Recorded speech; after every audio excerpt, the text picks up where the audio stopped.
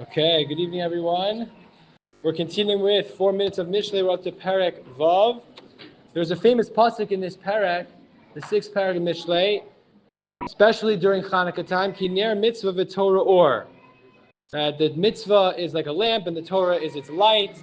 V'derech chayim tochachas musar, and the way of life is rebuke or taking musar, or rebuking others with musar. It's an interesting pasuk. I was tempted to talk about it, but I want to talk about a different pasuk. Fascinating pasuk in Mishlei, pasuk Vav through Tes. The pasuk says, "Lech el nimala atzil." You lazy guys, you lazy bones, go to the ant and look at its ways. Reidar achav v'chacham. You will, if you look at its ways, you will become wise. Asher ein la katzin shel teru moshel, because without any leaders or officers or rulers, tachin bekayetz lachma, it lays up its stores during the summer.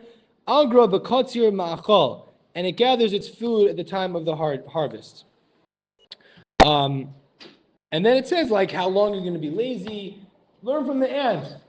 So this actually reminded me of a different Gemara. But before we get to that Gemara, the Gemara in Chulin quotes this pasuk, and the Gemara says something interesting, that Rabbi Shimon ben Chalafta was known as the one who was asking bidvarim. He was the one who investigated matters, and he heard of this pasuk, and he said, I'm going to go check this out. And he did some interesting mechanism by which he tried to discern whether ants really do have a king or a leader or something like that. Not for now exactly, but he determined that it was true, and very interesting. So the Gemara actually quotes this pasuk. But it reminded me of a Gemara that many people may be familiar with. The Gemara in Eruvin Daf Kuf Amud Beis says,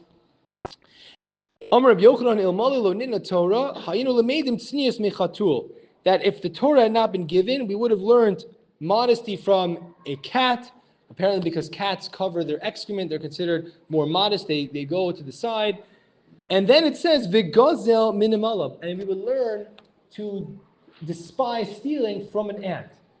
And it goes into other animals as well. And I was just thinking that this perhaps is the same value that the ant, even without being told what to do, if you ever see worker ants, or you watch the National Geographic, when I was a young kid at 8 o'clock, we watched the nature show. I don't remember if it was National Geographic or something else, but my father would put it on, and we would just see these worker ants, like they work and they work and they work, and they just are so determined and so disciplined, and their work ethic is incredible. And that the pasuk says is that they don't have a boss, they don't have an ant, they don't have to get promoted, they don't have a career path, they have to work at this. The ant knows what to do by itself, doesn't need to be told what to do. And that's a similar value, that stealing to an ant, it doesn't even occur to them. Stealing is you're trying to cut corners, you're trying to get ahead, the ant just knows, I work my day, I whatever, I don't know if he goes to sleep, I'm not sure about the signs of it, but the work day is the ant's life, and they know exactly what to do, they don't need to be told. And that's a value. I just was thinking that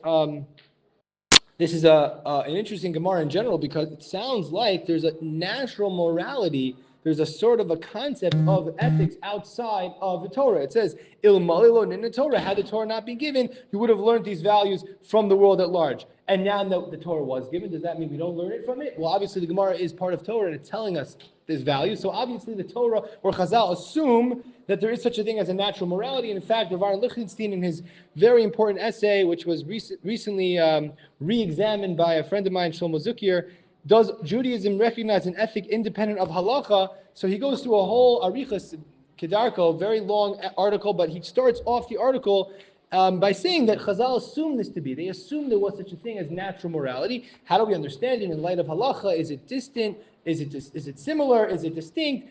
That's how he discusses it. But he says that not only can it be inferred from natural phenomena, not only is observable, but it is inherent within it. In other words, we can see that the world there's certain things that Hashem put into this world in the very innate natural world in the animals, and we can understand it in our own lives as well, that there is a certain feeling of civility or feeling of morality and ethics. And yes, we believe the Torah is the ultimate barometer, and we believe the Torah is the objective morality, but there is such a thing called natural morality in the world, and we can learn it from animals, and we can learn it from the world around us. We have to obviously understand it, and this is a big topic, but I just thought it was an interesting pasuk, an interesting Gemara, that we can learn something very valuable from the ant, and in assuming that we can learn from the ant, we can learn from other things as well.